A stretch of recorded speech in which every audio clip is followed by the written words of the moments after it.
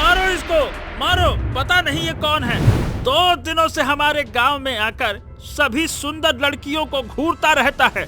मारो इसको। हाँ, तुम ठीक कहते हो।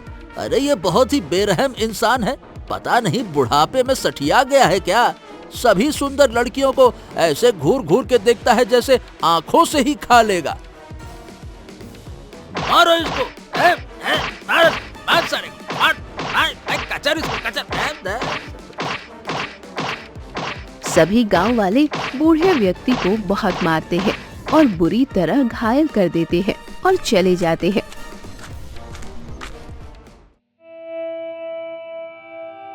रोहिणी दूर खड़ी ये सारा दृश्य देखती है। बेचारे को सभी गांव वालों ने कितनी बुरी तरह से मारा है। मैं क्या करूं? मुझे इसे देखकर इतनी तकलीफ क्यों हो रही है? एक काम करती हूँ, जाकर देखती हूँ।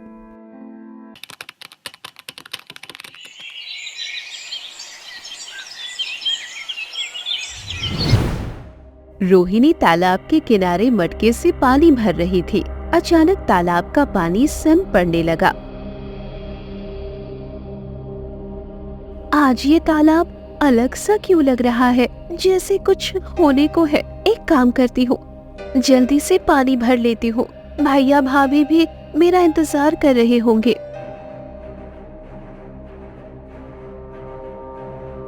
रोहिणी तालाब में जैसे ही पानी भरती है, अचानक तालाब में उसे एक बूढ़ी परछाई दिखती है।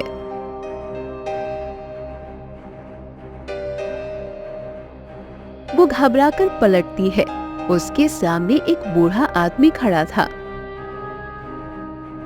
अरे कितनी प्यारी, कितनी सुंदर तेरी सूरत मेरे दिल के अंदर।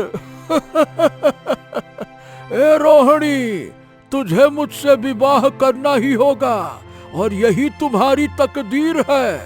तुम्हें मुझसे प्रेम करना ही होगा। ये कैसी बातें कर रहे हो? भला मैं एक जवान खूबसूरत लड़की और तुम जैसे बूढ़े इंसान से कैसे प्रेम कर सकती हूँ और कैसे विवाह कर सकती हूँ? चले जाओ यहाँ से। मैं तुमसे कभी विवाह नहीं करूँगी। अरे तुम कहीं भी जाओ, पर तुम्हें मुझसे प्रेम करना होगा और मुझसे ही विवाह करना होगा। रोहिणी कुछ नहीं कहती और कपड़े लेकर घबराकर तेज कदमों से भाग जाती है। इतनी प्यारी, इतनी सुंदर तेरी सूरत। अरे कहाँ चल दी? तेरी सूरत है मेरे दिल के अंदर। तुम भाग नहीं सकती रोहिणी। बहुत जल्दी तुम मेरे प्रेम में पड़ जाओगी, क्योंकि इसके अलावा कोई रास्ता ही नहीं है।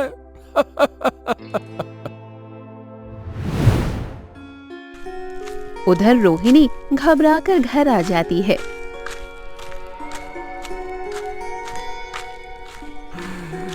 हाय मजेदार है। क्या हो गया रोहिणी? तुम आज बहुत घबराई हुई लग रही हो और इतनी जल्दी कैसे आ गई? और ये क्या, मटके में पानी भी नहीं लाई? कुछ नहीं भाभी, वो बस। अरे कोमल, तुम ये सब छोड़ो। देखो रोहिणी, आज खुद ही मुखिया जी अपने बेटे का रिश्ता लेकर आए थे। हमने तुम्हारी शादी उनके बेटे से तय कर दिया है। 1 सप्ताह बाद पूर्णिमा के दिन मंदिर में तुम्हारा और मुखिया के बेटे का धूमधाम से विवाह होगा। ठीक है, बात तय है। हाँ रोहिणी, इसीलिए इस बार कोई बहाना मत करना, ठीक है? तो शादी के लिए तैयार रहना। हे भगवान, क्या करूं? उस बूढ़े व्यक्ति ने मुझसे शादी करने की बात कही। अगर ये बात भैया भाभी को बताऊंगी तो पता नहीं मेरे बारे में क्या सोचेंगे। क्या हो गया रोहिणी? तुम कुछ जवाब क्यों नहीं दे रही हो? ठीक है भाभी, मैं मुखिया के बेटे से शादी करने के लिए तैयार हूँ। मुझे ये रिश्ता मंजूर है। हाँ चलो अब ठीक है, कुछ ही दिनों में मेरी बहन पराई हो जाएगी और हम दोनों को छोड़कर चली जाएगी। हाँ जी, मुझे भी उस दिन का बेसब्री से इंतजार है जब हमारी रोहिणी अपनी नई जिंदगी में कदम रखेगी। कोमल और बिरजू वहां से चले जाते हैं।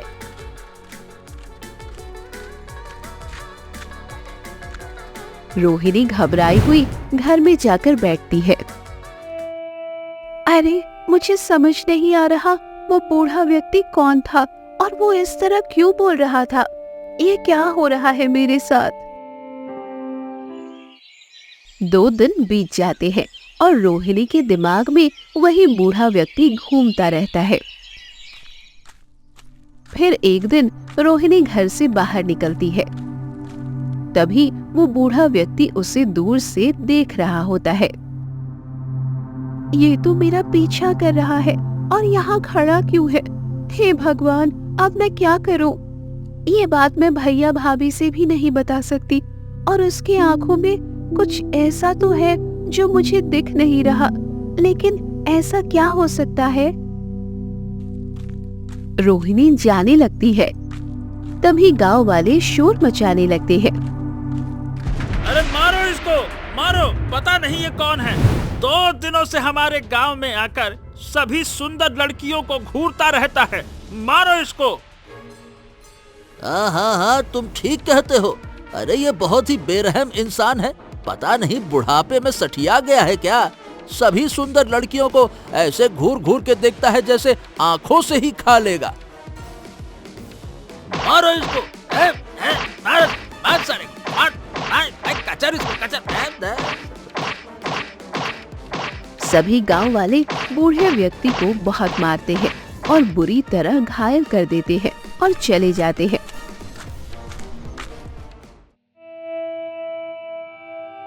रोहिणी दूर खड़ी ये सारा दृश्य देखती है। बेचारे को सभी गांव वालों ने कितनी बुरी तरह से मारा है। मैं क्या करूं? मुझे इसे देखकर इतनी तकलीफ क्यों हो रही है? एक काम करती हूँ, जाकर देखती हूँ।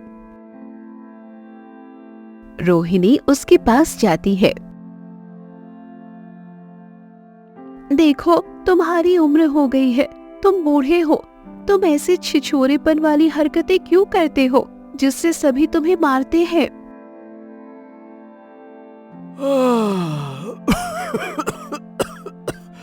अरे अरे अरे अरे अरे अरे अरे, इतनी प्यारी, कितनी सुंदर तेरी सूरत मेरे दिल के अंदर। देख रोहिणी, तू मुझसे विवाह कर ले, फिर मैं ऐसा कभी नहीं करूंगा, क्योंकि जब तक तू मुझसे विवाह नहीं करेगी मैं ऐसा ही करता रहूंगा और सब मुझे मारेंगे। अरे अरे कुछ तो मेरे पर रहम करो, क्या मुझे मार के ही दम लोगी क्या? देखो, प्यार दिल से होता है, ना कि जबरदस्ती। मैं तुमसे प्यार ही नहीं करती हूँ और ना ही मैं तुमसे विवाह कर सकती हूँ। और कोई देखेगा तो क्या कहेगा? मैं इतनी जवान, खूबसूरत और एक बूढ़े व्यक्ति से प्यार कर बैठी। आप चले जाओ। देखो, आप बुरी तरह से घायल हो। रुक जाओ, मैं आपके लिए कुछ औषधि तोड़ कर दे देती हूँ, जिससे आपके जख्म में राहत मिल जाएगी।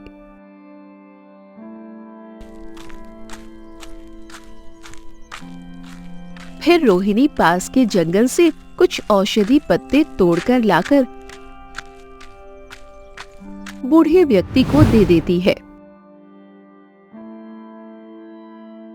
ये रहा कुछ औषधि पत्ते, आप इसे लगा लेना और ठीक हो जाओगे।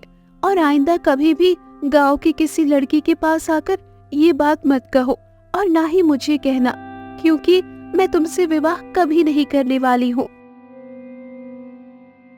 रोहिणी वहां से चली जाती है।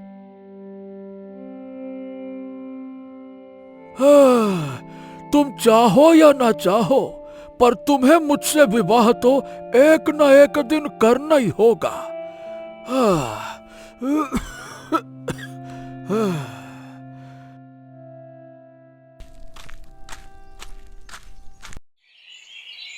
ऐसे ही कुछ दिन बीत जाते हैं।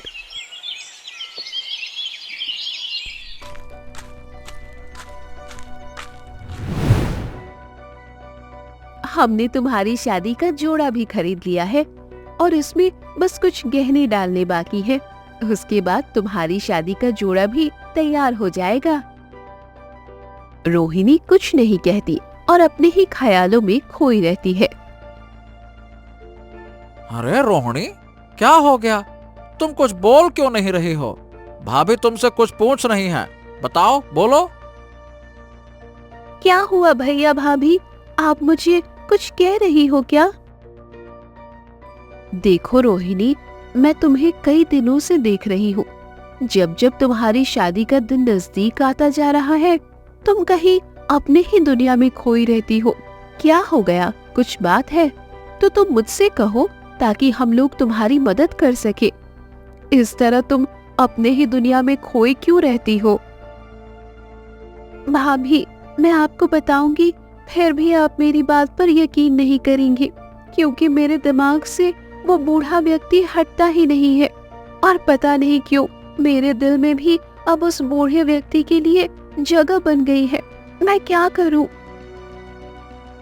अरे कोमल, रहने दो, शादी नजदीक आ गई है, इसी वजह से थोड़ा घबरा रही होगी। ये सब लड़कियों के साथ होता है। हाँ, इतना मत सोचो। हाँ, आप ठीक कह रहे हो। जब मेरी भी शादी का दिन नजदीक आ गया था, तो मैंने तो कई दिनों तक खाना भी ढंग से नहीं खाया था। शायद इसीलिए रोहिणी के साथ भी ऐसा हो रहा होगा। और वैसे भी अब तो शादी कल ही है, तो सारी तैयारी भी हो गई है। हाँ जी, सभी रिश्तेदारों को मैंने बोल दिया है। सब कल मंदिर में उपस्थित हो जाएंगे और गांव वालों को भी सबको बोल दिया है। चलो, अब तो शादी की पूरी तैयारी हो गई है, अब बस कल का इंतजार है। दिन बीत जाता है। अगली सुबह घर में शादी की धूमधाम से तैयारी होती है। कोमल, बिरजू सभी अपने अपने कामों में व्यस्त रहते हैं। नहीं, मैं मुखिया के बेटे से शादी नहीं कर सकती हूँ। मैं समझ गई कि मैं सिर्फ उस बूढ़े व्यक्ति से ही शादी कर सकती हूँ, क्योंकि मेरा मन और दिल हमेशा उसी के पास रहता है। यानी कि मैं उसके सिवा किसी और को अपना पति नहीं मान सकती हूँ।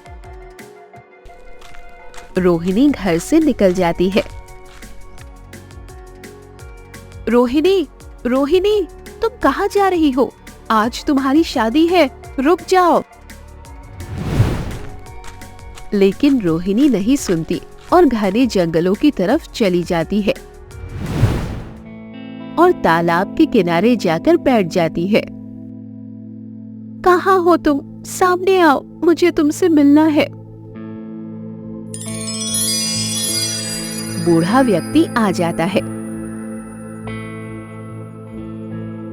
देखो, मैं आज अपनी शादी छोड़कर आई हूँ। मेरे दिल से तुम्हारा ख्याल जाता ही नहीं है। हर वक्त तुम्हारा वो मासूम चेहरा और तुम्हारी आंखों में उतना दर्द, ये मेरे दिमाग में घूमता रहता है और मैं चाहकर भी तुम्हें नहीं भूल पा रही हूँ। मैं तुमसे सच में प्रेम करने लगी हूँ और तुमसे विवाह करना चाहती हूँ।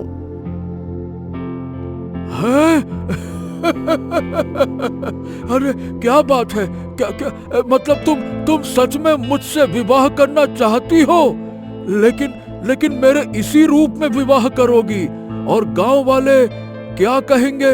सबका सामना करने के लिए तैयार हो ना? हाँ, मैं समझ गई हूँ कि मैं अब तुम्हारे बिना नहीं रह सकती हूँ। इसीलिए मुझे अब गांव समाज से कोई फर्क नहीं पड़ता है और मैं तुमसे विवाह करने के लिए तैयार हूँ। वैसे तुम्हारे आंखों में इतना दर्द क्यों है? हाँ, रोहिणी, क्योंकि मैं कोई बूढ़ा नहीं हूँ, मैं राजकुमार राणा प्रताप हूँ। तुम कैसी बातें कर रहे हो? राजकुमार राणा प्रताप, ये कैसे हो सकता है? ये उस समय की बात है रोहिणी, जब मैं राजमहल में था और मेरे पिताजी के पास पड़ोसी राज्य का राजा विक्रमजीत अपनी बेटी का रिश्ता लेकर आया था। महाराज, विक्रमजीत हमारे राज्य में पधार रहे हैं। अरे वाह वाह वाह वाह! अरे तो मंत्री जी, उन्हें आदर सत्कार के साथ हमारे राजमहल में लाइए। जल्दी करिए, जाइए जाइए जाइए। फिर राजा विक्रमजीत राज दरबार में आते हैं। महाराज विक्रमजीत आइए आइए आइए, कहिए कैसे आना हुआ हमारे दरबार में? आपका स्वागत है। हाँ, देखिए राजा हरिश्चंद्र, मैं अपनी पुत्री का रिश्ता आपके बेटे राणा प्रताप के लिए लेकर आया हूं। अरे वाह! ये तो बड़ा ही उत्तम विचार है महाराज विक्रमजीत। हम इस रिश्ते के लिए दिल से खुश हैं। हम अपने बेटे राणा प्रताप का विवाह आपकी पुत्री नागेश्वरी से करने के लिए तैयार हैं।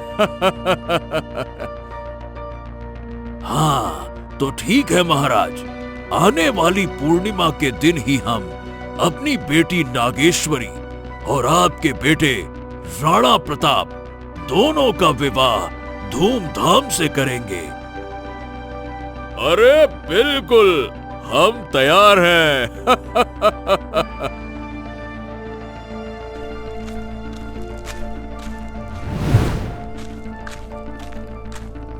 और राजा हरिश्चंद्र खुश होकर अपने राजकुमार के कक्ष में जाते हैं। क्या बात है पिताजी, आज आप बड़े खुश लग रहे हैं। मेरे बेटे राजकुमार राणा, बेटे हमने आपका रिश्ता तय कर दिया है हमारे पड़ोसी राज्य के राजा विक्रमजीत की इकलौती बेटी नागेश्वरी से। क्या ये आप कैसी बातें कर रहे हैं पिताजी? नहीं नहीं नहीं नहीं नहीं, मैं उस राजकुमारी से विवाह नहीं कर सकता। अरे वो राजकुमारी पिताजी तंत्र विद्या की पुजारी है और कई दिन पहले मैंने उसे जंगल में 2 बच्चों की बलि देते हुए भी देखा था। नहीं नहीं नहीं पिताजी, मैं उससे विवाह नहीं कर सकता। ओहो, ये तुम कैसी बातें कर रहे हो बेटे?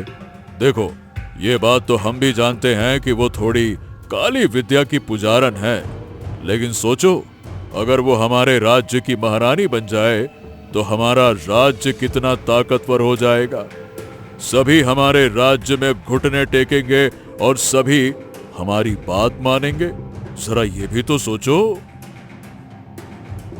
क्या बात कर रहे हैं पिताजी?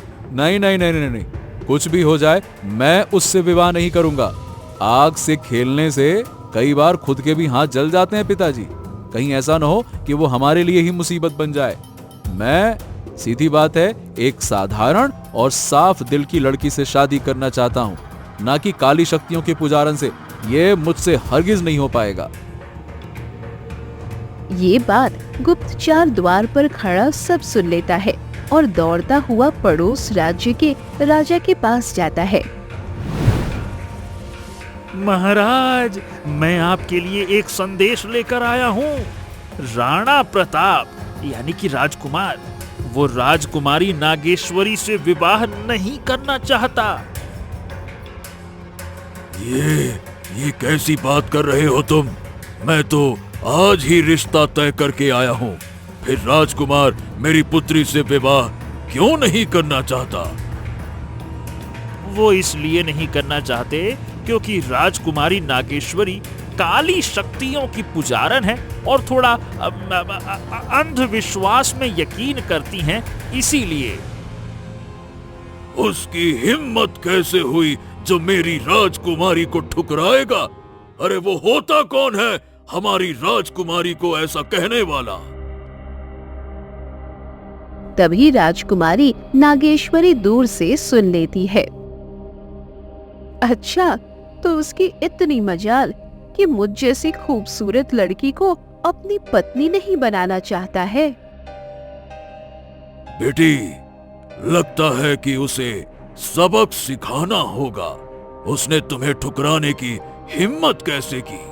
अगर तुम उस राज्य की रानी नहीं बन पाओगी तो हमारा राज्य और ताकतवर नहीं होगा, और हमारे राज्य को और ताकतवर करने के लिए तुम्हें उससे किसी भी तरह से विवाह करना ही होगा।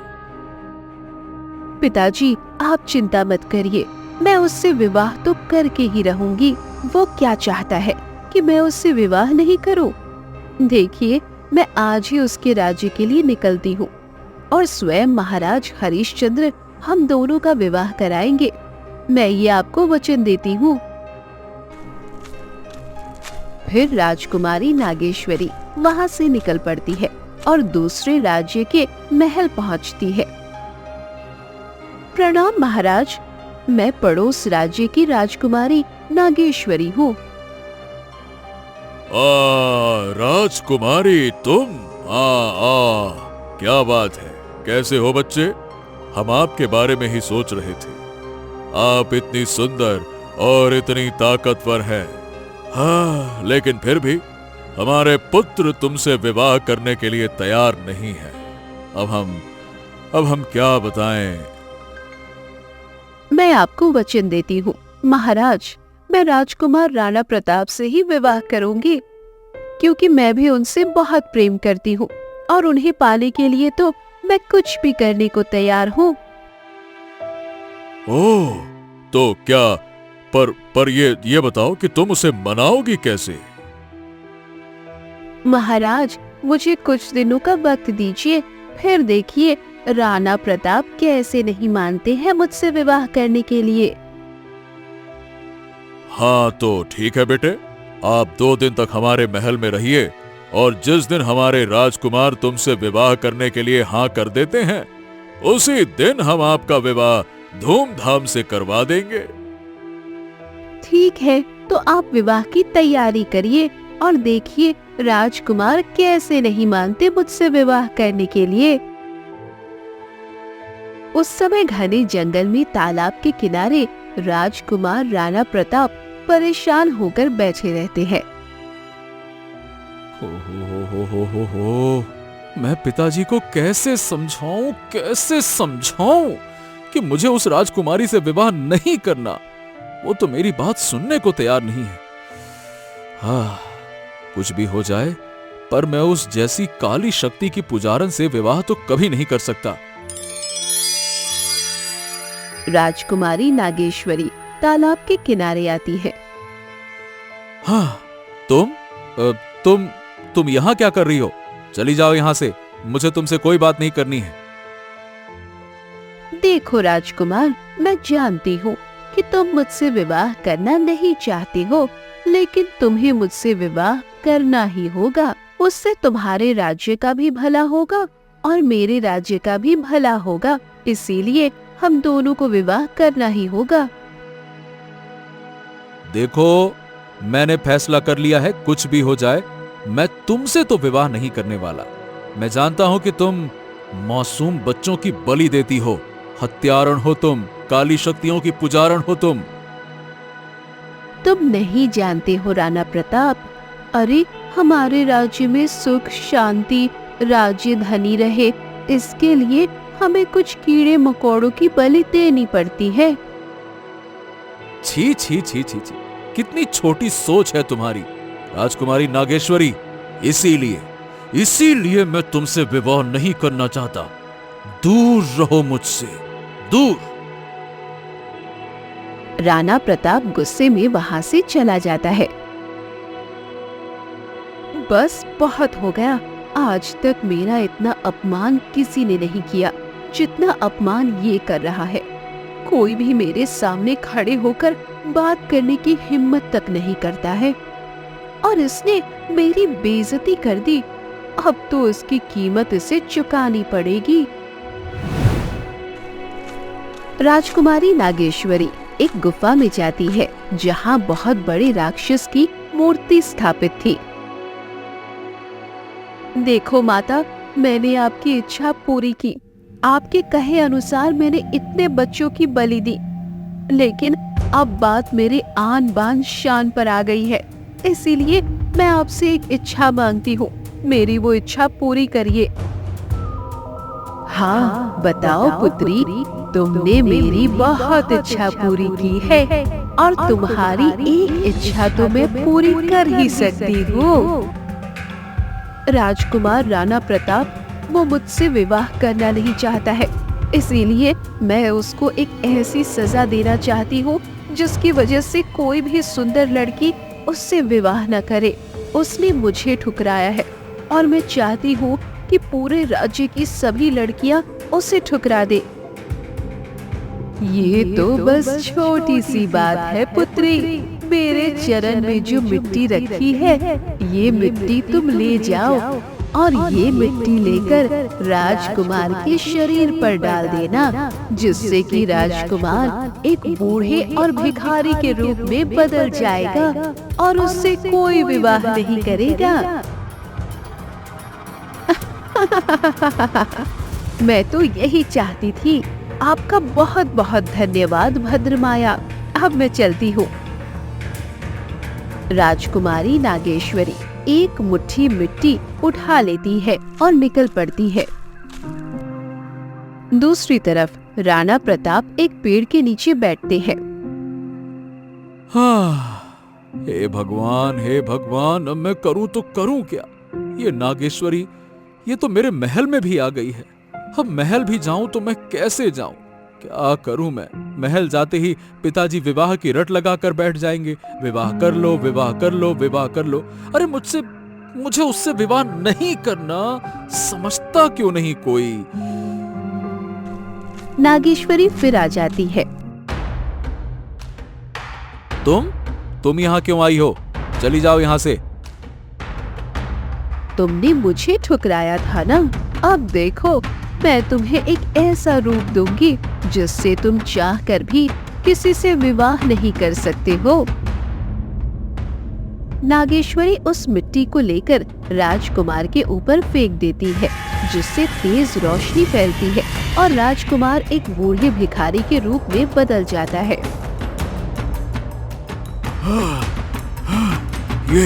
ये तुमने क्या कर दिया? मैं इतना बूढ़ा और भद्दा कैसे बन गया? ये तुमने क्या कर दिया? मैं ये कैसे? नहीं, ऐसा मत करो। तुमने मुझसे विवाह करने से इनकार किया था ना, अब तुम चाह कर भी किसी से विवाह नहीं कर सकते हो। और जब तक कोई नेक दिल लड़की तुम्हारी इसी रूप में तुमसे प्रेम करके तुमसे विवाह न कर ले, तब तक तुम्हारा असली रूप कभी नहीं आ सकता है। तुमने नागेश्वरी से पंगा लिया, इसकी कीमत तुम्हें अब चुकानी पड़ेगी। नागेश्वरी हंसते हुए वहां से चली जाती है।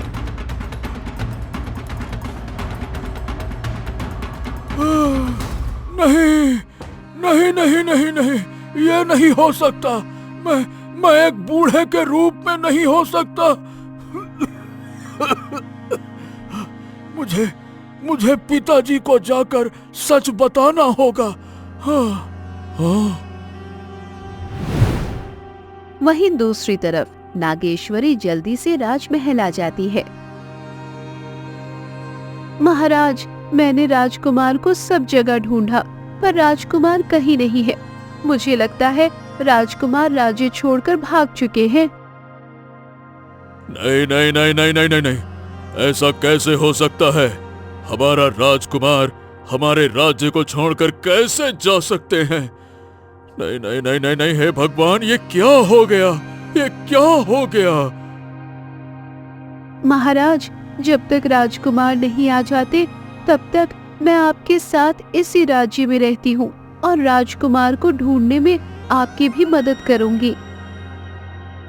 हाँ, क्यों नहीं पुत्री, तुम मेरे बेटे से इतना प्रेम करती हो। वो मेरा नालायक बेटा है जो तुम्हारे प्रेम को समझने के लिए तैयार नहीं है। तभी बूढ़े के रूप में राजकुमार राणा प्रताप आते हैं। पिताजी, पिताजी, मैं हूँ राणा प्रताप। आप मुझे पहचानिए। और राजकुमारी नागेश्वरी ने मुझे ऐसा बूढ़ा बना दिया है, मुझे पहचानिए। कौन हो तुम जो मेरे बेटे का नाम लेकर यहाँ महल में घुसे चले आए? अरे मंत्री जी, आप क्या कर रहे हैं? किसी को भी महल में आने देते हैं? देखो, कोई भी भिखारी हमारे राजमहल में घुस जाता है? और आपसे हमने कितनी बार कहा है कि भिखारी को दरबार के गेट से ही दान दक्षिणा देकर भगा दिया जाए। निकालिए इसको बाहर। नहीं नहीं नहीं नहीं पिताजी, मैं आपका बेटा हूँ। आप मुझे पहचानिए, पहचानिए पिताजी, पिताजी, पिताजी, पिताजी, पिताजी। फिर मंत्री खींचते हुए राजकुमार को बाहर ले जाते हैं। नागेश्वरी दूर खड़े मुस्कुराती है। मुझसे पंगा लेने चले थे राजकुमार, अब देखो तुम्हारे ही पिता ने तुम्हें पहचानने से इनकार कर दिया। हाँ। बस तब से मैं इस बूढ़े व्यक्ति के रूप में कैद हूँ, और जब तक तुम मुझसे इसी रूप में विवाह नहीं करोगी, मैं कभी अपने असली रूप में नहीं आ सकता। और जब तक तुम मुझसे विवाह नहीं कर लेती, मेरी सच्चाई तुम किसी को बता भी नहीं सकती हो। तुम्हारे साथ बहुत गलत हुआ राजकुमार। उस राजकुमारी नागेश्वरी ने जो अन्याय किया है, मैं उसका बदला जरूर लूंगी। और मैं तो आपकी ये सच्चाई जानकर आपसे और प्यार करने लगी हूँ। चलिए, मैं आज उस मंडप में आपसे विवाह करूंगी। रोहिणी बूढ़े राजकुमार का हाथ पकड़कर मंदिर में आती है। सभी लोग वहाँ पहले से उपस्थित हैं। ये क्या रोहिणी, देखो यहाँ शादी की सारी तैयारी हो गई है और तुम कहाँ चली गई थी? हम लोग कब से मंदिर में तुम्हारा इंतजार कर रहे हैं। और ये क्या, ये बूढ़े व्यक्ति को तुम साथ में लेकर क्यों आई हो? भाभी, भैया, मैं इस व्यक्ति से प्रेम करती हूँ और इसी से विवाह करना चाहती हूँ। क्या? ये तुम कैसी बातें कर रही हो बहन? अरे तुम जवान हो और एक बूढ़े व्यक्ति से कैसे विवाह कर सकती हो? अरे तुम्हारा दिमाग तो ठीक है ना? मुखिया जी का बेटा इतना सुंदर और इतना अच्छा है, इतना अच्छा परिवार है, वो भी किसी वक्त अपने बेटे को लेकर यहाँ आते ही होंगे। तुम इससे विवाह नहीं कर सकती हो, बस यही मेरा फैसला है। अरे छी छी छी छी छी, कैसी नालायक है तुम्हारी बहन। अरे देखो बिरजू, देखो जरा, एक बूढ़े व्यक्ति के साथ विवाह करने को तैयार हो गई। वाह बेटा वाह, ऐसे बेशरम उल्टा औरत तो हमने अपने जीवन में ना देखी। शर्म कर ले रोहिणी थोड़ा सा। और नहीं तो क्या, कुछ तो शर्म कर ले। अरे तुम्हारे भैया भाभी की आंखों से आंसू गिर रहे हैं और तू इस बूढ़े के साथ में रास लीला रचाने को तैयार है। गजब है भाई आज का जमाना तो। देखो रोहिणी, हम लोगों ने हमेशा तुम्हें अपनी बेटी मानकर पाला पोसा, बड़ा किया। पूरे गांव वालों के सामने हम लोगों की नाक मत कटाओ। तुम इससे विवाह नहीं कर सकती हो। देखो भैया भाभी, मैं आप दोनों का दिल नहीं तोड़ना चाहती हूँ, लेकिन मैं विवाह तो इसी से करूँगी। अगर आप दोनों ने मेरा विवाह इससे नहीं किया तो मैं आत्महत्या कर लूंगी। अरे बस बस, ये कैसी बातें कर रही है तू? तुम्हारे चक्कर में हम लोगों ने अपनी औलाद नहीं की और अब तुम मरने की धमकी दे रही हो? नहीं नहीं नहीं नहीं, तुम मर नहीं सकती हो, तुम नहीं मर सकती हो। ऐसे कैसे कर सकती हो तुम? अच्छा ठीक है, तुम इस व्यक्ति से विवाह करना चाहती हो तो मैं तुम्हारा विवाह इससे करा दूंगी, लेकिन इसके बाद फिर तुम कभी मेरे दरवाजे पर मत आना। क्योंकि मैं तुम्हारा चेहरा दोबारा नहीं देखना चाहती हूँ। मुझे मंजूर है भाभी, मैं कभी नहीं आऊंगी आपके पास। फिर कुछ ही देर में रोहिणी और बूढ़े व्यक्ति की शादी होती है। तभी तेज रोशनी फैलती है और राजकुमार राणा प्रताप अपने असली रूप में आ जाते हैं। अरे ये बूढ़ा व्यक्ति तो राजकुमार राणा प्रताप कैसे बन गया? ये राणा प्रताप तो इतने महीनों से लापता हैं। ये क्या हो रहा है रोहिणी? ये बूढ़ा व्यक्ति राजकुमार में कैसे बदल गया? हाँ बहन, ये क्या हो रहा है? मुझे तो कुछ समझ में नहीं आ रहा। भैया, मैं आपको सारी बात बताती हूँ। फिर रोहिणी सारी बात बताती है। सभी के आंखों से आंसू गिरने लगते हैं। ये तो बहुत बुरा हुआ। राजकुमार, अब जाकर उस नागेश्वरी से आप बदला ले लो। हाँ, और मैं आप दोनों को वचन देता हूँ कि मैं आपकी बहन का अच्छे से ध्यान रखूंगा और कभी इसे किसी भी चीज की कमी महसूस नहीं होने दूंगा। आप चिंता मत करिए। राजकुमार, हमारी तो इतनी हैसियत नहीं थी कि आपसे अपनी बहन का विवाह कर सके, लेकिन भाग्य का लिखा देखिए, आज मेरी बहन आपकी पत्नी बन गई। बस हम दोनों यही चाहते हैं कि आप मेरी बहन का अच्छे से ध्यान रखिएगा, अच्छे से ध्यान रखिएगा। फिर राजकुमार और रोहिणी वहां से निकलते हैं और राजमहल पहुंचते हैं। राजा हरिश्चंद्र राजकुमार को देखते ही भाग कर आते हैं और गले से लगाते हैं। बेटे राजकुमार राणा, अरे बेटे तुम कहाँ थे? हमने सब जगह तुमको ढूंढा, कितने परेशान हो गए थे। बेटा, कोई इस तरह नाराज होकर राजमहल छोड़कर जाता है क्या? शांत शांत शांत पिताजी, मैं आपको सच्चाई बताता हूं। मैं कोई राजमहल छोड़कर नहीं गया था। कुछ दिन पहले जो राजमहल में बूढ़े व्यक्ति के रूप में आया था, वो मैं ही था। वही राजकुमारी नागेश्वरी ने मुझे अपनी तंत्र विद्या से, अपनी शक्ति से बूढ़े के रूप में बदल दिया था। यही बताने तो मैं आया था। तभी राजकुमारी नागेश्वरी आ जाती है। नहीं नहीं, तुम फिर से इंसान में कैसे बदल सकते हो? लगता है इस लड़की ने तुमसे विवाह किया होगा, तभी इसका जादू टूट गया है। हाँ, और तुम राजकुमार से जबरदस्ती विवाह नहीं कर सकती थी। तुमने ये ठीक नहीं किया। यानी कि तुमने हमारे बेटे को एक बूढ़े के रूप में बदल दिया था और तुमने हमें इतने दिनों तक भ्रम में रखा कि हमारे राजकुमार भाग गए। सैनिकों, राजकुमारी नागेश्वरी को पकड़कर काल कोठरी में बंद कर दो। ले जाओ इसे।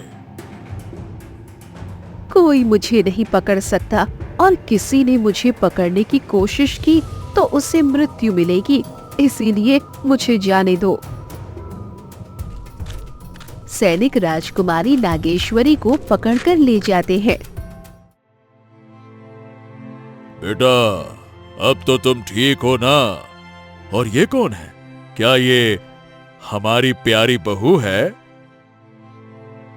हाँ पिताजी, ये रोहिणी है, जिसने मुझे बूढ़े के रूप में अपनाकर मुझसे प्रेम किया और पूरे गांव समाज के खिलाफ जाकर मुझसे विवाह किया। इसी की वजह से मेरा असली रूप मुझे मिला और राजकुमारी नागेश्वरी का जादू टूटा। पिताजी, ये है वो लड़की जिसकी सूरत मेरे दिल में बसी है। इतनी सुंदर, इतनी खूबसूरत, इसकी सूरत मेरे दिल में है। मैं इससे सच्चा प्रेम करता हूं और ये भी मुझसे सच्चा प्रेम करती है। वाह वाह वाह वाह वाह। बहू, तुम्हारा बहुत बहुत धन्यवाद। तुम्हारी वजह से मेरा बेटा हमें सही सलामत मिल पाया। अब इस राज्य के महाराज और महारानी तुम दोनों हो। फिर राजा हरिश्चंद्र राजकुमार राणा प्रताप और रोहिणी को राज्य का राजा और महारानी घोषित कर देते हैं। उसके बाद रोहिणी राजकुमार के साथ खुशी पूर्वक अपना जीवन बिताने लगती है।